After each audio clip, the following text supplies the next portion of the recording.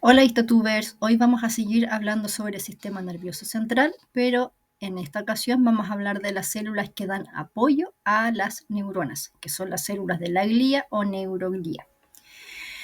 Dentro de este cuadro de clasificación de las células, vamos a tener células que se ubican dentro del sistema nervioso central y voy a tener también células que se ubican en el sistema nervioso periférico. Vamos a ver cada una de estas células y las características y funciones asociadas a cada una de ellas, ¿ya? Pero recuerden que la función de cada una de ellas es dar apoyo metabólico o estructural a las neuronas. Vamos a empezar por las células ependimarias. Estas células no están en estrecha o en contacto directo con las neuronas, a diferencia de las otras células que vamos a ver que siempre están en contacto con estas células.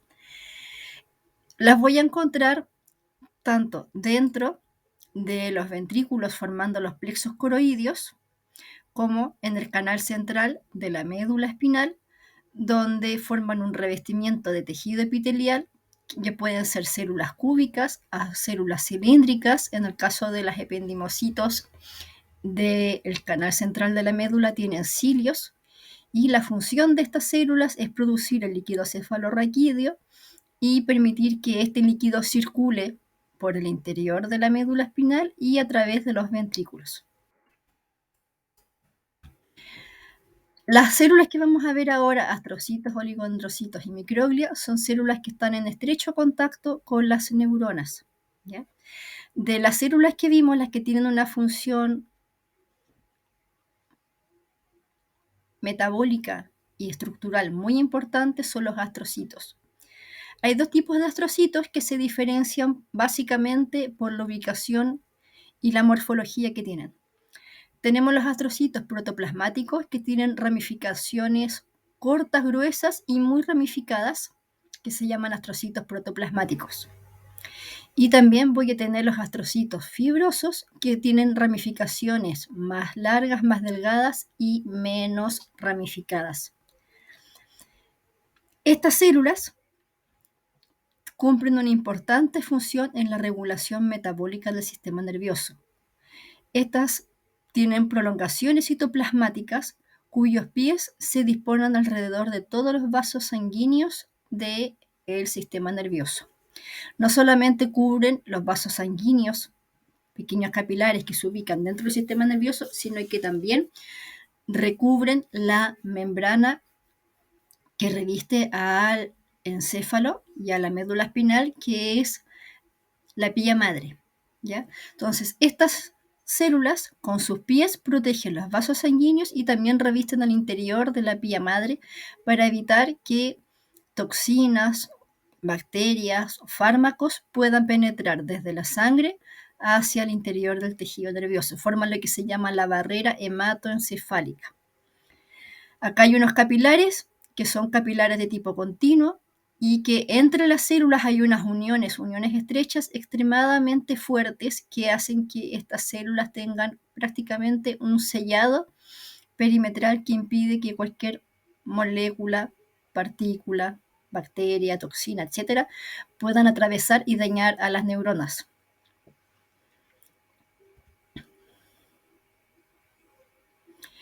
Por otra parte, los oligodendrocitos son células que se encuentran principalmente o en mayor concentración en la sustancia blanca. Esto es debido a su función. Los oligodendrocitos tienen prolongaciones citoplasmáticas largas y una característica de ella es que estas prolongaciones citoplasmáticas, como pueden ver en este esquema, se envuelven de forma concéntrica alrededor del axón y son entonces las células encargadas de formar la vaina de mielina. Cuando hablamos de axones mielinizados o no mielinizados, es porque el citoplasma de esta célula acumula lípidos, colesterol dentro de estas prolongaciones y se envuelve de forma concéntrica alrededor de un axón y forma los segmentos de mielina. Y por último, dentro del sistema nervioso central tenemos a las células de la microglia. Micro, ¿no es cierto?, por pequeña, porque son las células más pequeñas que se pueden observar de la glía. Y estas células La función es la defensa, proteger a las neuronas, ¿ya? Son monocitos que se formaron a partir de la médula ósea y luego viajaron hacia el sistema nervioso e ingresaron y se transformaron entonces en estas células que se conocen como la microglia. Son células pequeñas, los núcleos a veces tienen forma de coma o medio aplastado y tienen varias ramificaciones cortas, muy ramificadas, como si tuvieran espinas en cada una de estas prolongaciones. Acá tenemos entonces un corte histológico donde ustedes pueden observar sin tinciones de plata, sino una tinción con hematoxilina y eosina, cómo se verían los núcleos. En los cortes histológicos, las células de la glía no podemos observar las ramificaciones ni las prolongaciones, ¿ya? Solamente se puede apreciar los núcleos, porque todo esto que ustedes ven de fondo, podrían pensar quizás que es tejido conectivo. Ojo, en el sistema nervioso central no existe el tejido conectivo como tal. Todo este fondo de fibras entrecruzadas está formado por las prolongaciones de los astrocitos, de la microglia, de los oligodendrocitos, e incluso de las prolongaciones de las neuronas como las dendritas y parte del axón, ¿ya?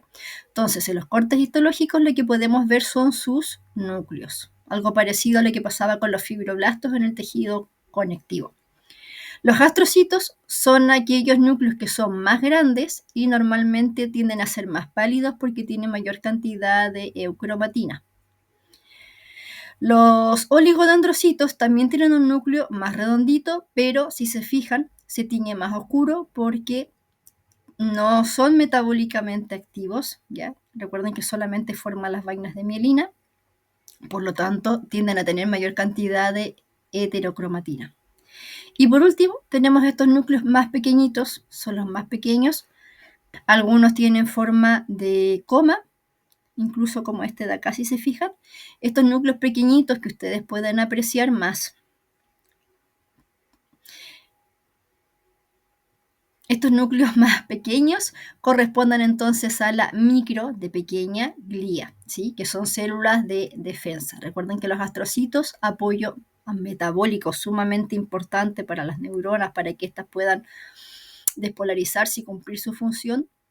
Los oligodendrocitos forman la vaina de mielina alrededor del axón y la microglia es la célula encargada de la defensa y protección del sistema nervioso. Si salimos del sistema nervioso central y entramos al sistema nervioso periférico, vamos a ver que cada vez que un axón que abandona el sistema nervioso central nunca viaja desnudo, siempre va a viajar protegido. En este caso, la célula encargada de proteger al axón se llama neurolemocito o conocido en los libros comúnmente como célula de Schwann. Esta célula, al igual que los oligodendrocitos, puede enrollarse su citoplasma de forma concéntrica, igual que un panqueque, alrededor del axón y pueden formar esto que se conoce como vaina de mielina. Pero en este caso la vaina de mielina está formada por el citoplasma de la célula de Schwann en los axones que abandonan el sistema nervioso central o que conocemos comúnmente como nervios.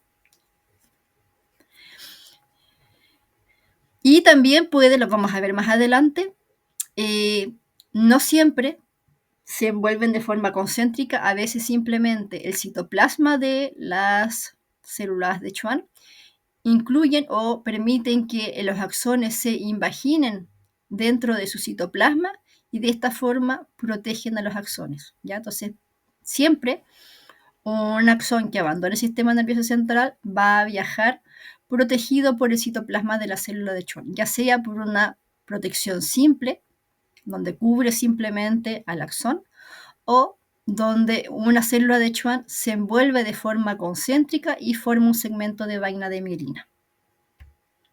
En los cortes histológicos, un axón mielinizado se puede ver como estas estructuras de acá. Esto es un fascículo nervioso donde lo que vemos son miles, ¿no es cierto?, de axones, que son esos puntitos más o menos irregulares que están en el centro de estas estructuras redondas de color pálido. Entonces, esa aureola pálida que ustedes pueden ver alrededor de esta estructura de color basófila corresponde a la vaina de mielina. Recuerden que la vaina de mielina es básicamente grasa, son lípidos o colesterol. Por lo tanto, con tinción de rutina no se tiñe, ya queda blanca. Y si vemos un nervio, este es un nervio cortado transversalmente, este nervio lo corté de esta forma, ¿ya? Y por eso veo en el centro el axón y lo que lo rodea es la vaina de mielina.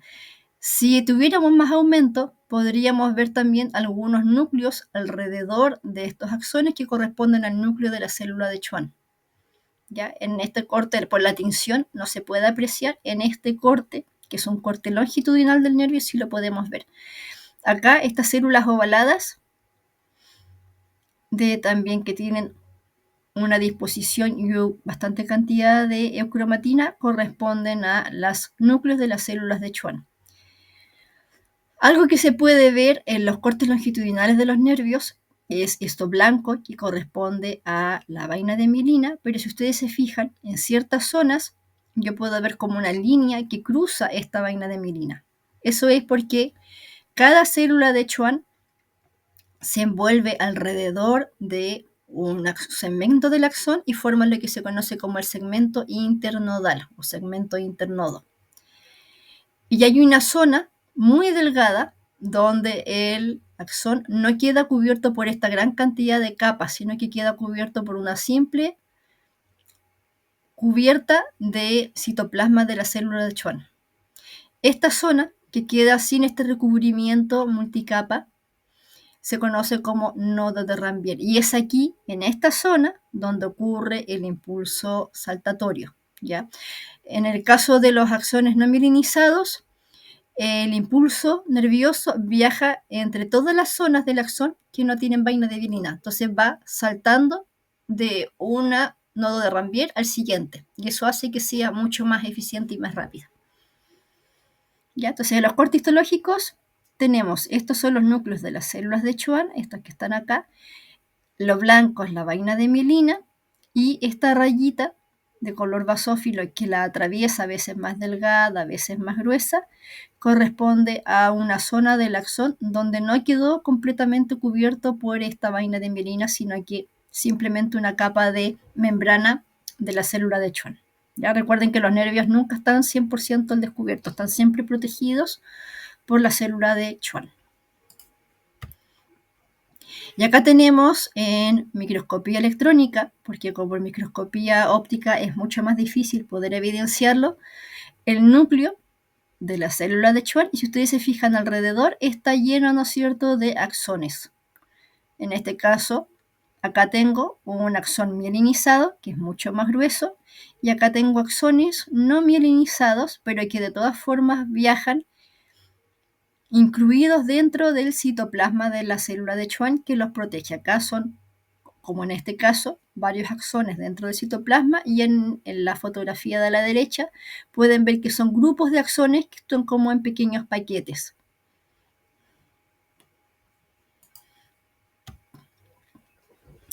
Ahora, también puedo encontrar neuronas fuera del sistema nervioso central, neuronas en los ganglios paravertebrales, en los ganglios, ¿no es cierto?, sensitivos, y también puedo encontrar de repente neuronas entre las capas del sistema digestivo, del tubo digestivo específicamente.